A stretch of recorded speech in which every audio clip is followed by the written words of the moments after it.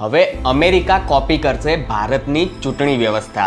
જે લોકો ભારતની ચૂંટણી ઈવીએમ લોકશાહી પર સવાલો ઉઠાવીને આખી દુનિયામાં ભારતને બદનામ કરવાની કોશિશ કરતા હતા, તેમના મોઢા પર હવે અમેરિકાથી જોરદાર તમાચો પડ્યો છે। કારણ કે અમેરિકાના રાષ્ટ્રપતિ ડોનાલ્ડ ટ્રમ્પે પોતે ભારતની ચૂંટણી વ્યવસ્થાને ઉદાહરણ બનાવીને અમેરિકામાં ચૂંટણી વ્યવસ્થાને વધુ મજબૂત કરવાની વાત કરી છે।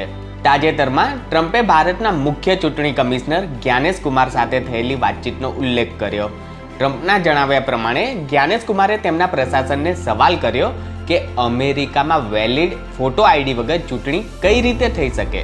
ટ્રમ્પે ભારતની 2024 લોકસભા ચૂંટણીના આંકડા પણ ટાંક્યા અને કહ્યું કે ભારતમાં 64 કરોડથી વધુ મતો પડ્યા અને ભારતની ચૂંટણી વ્યવસ્થામાં મતદારની ઓળખને મહત્વ આપવામાં આવે છે।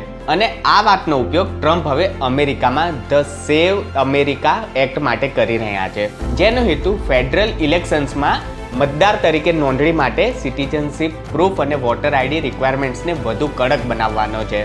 હવે જરા બંને દેશોની ચૂંટણી વ્યવસ્થા સમજીએ। ભારતમાં લોકસભા અને વિધાનસભાની ચૂંટણીઓ માટે સમગ્ર દેશમાં એક મજબૂત ચૂંટણી ફ્રેમવર્ક છે। ભારતમાં એપિક એટલે કે વોટર આઈડી મહત્વનું ઓળખપત્ર છે।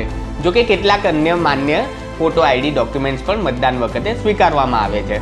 અને અહીંયા માત્ર ઓળખ પણ પૂરતી નથી, આપણી પાસે ઈવીએમ અને VVPAT, mock polls, multiple level of checking, randomization, strong room security અને ઉમેદવારોના પ્રતિનિધિઓની હાજરી જેવા અનેક સેફગાર્ડ્સ પણ છે। બીજી તરફ કહેવાતા સુપર પાવર અમેરિકાની સ્થિતિ જુઓ। ત્યાં કોઈ એક મજબૂત કેન્દ્રીય વ્યવસ્થા જ નથી, આખી સિસ્ટમ સાવ વિખરાયેલી અને ઢીલી છે।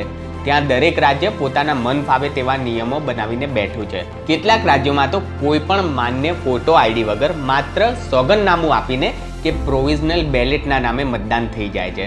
આ જ ઢીલી નીતિ અને લૂપહોલ્સના કારણે દર ચૂંટણીમાં બોગસ વોટિંગ અને ધાંધલીના ગંભીર આક્ષેપો થાય છે। એટલે જ આજે અમેરિકામાં પણ ચૂંટણીની ઓળખ અને એલિજિબિલિટી વધુ કડક બનાવવાની ચર્ચા ચાલી રહી છે। અને ભારત પોતાની આ વ્યવસ્થાથી સંતુષ્ટ થઈને બેસી નથી ગયું। ચૂંટણી પંચ એસઆઈઆર દ્વારા ઇલેક્ટોરલ રોલ્સને વધુ ચોક્કસ અને અપડેટેડ બનાવવાની પ્રક્રિયા ચલાવી રહ્યું છે। અને હવે સૌથી મોટો સવાલ એ છે, જે ઈવીએમને લઈને અહીંના લેફ્ટ લિબરલ્સ અને કેટલાક પશ્ચિમી મીડિયા વર્ષોથી સવાલો ઉઠાવતા આવ્યા છે, એને જ ભારતની ચૂંટણી વ્યવસ્થાના એક મહત્વના પાસા તરીકે લઈને અમેરિકાના રાષ્ટ્રપતિ પોતાના દેશમાં વધુ મજબૂત બનાવવા માટે ઉદાહરણ તરીકે રજૂ કરી રહ્યા છે। કારણ કે આ માત્ર ભારતની ચૂંટણી વ્યવસ્થાની જીત નથી, આ છે વિશ્વની સૌથી મોટી લોકશાહીની વૈશ્વિક શાખની જીત।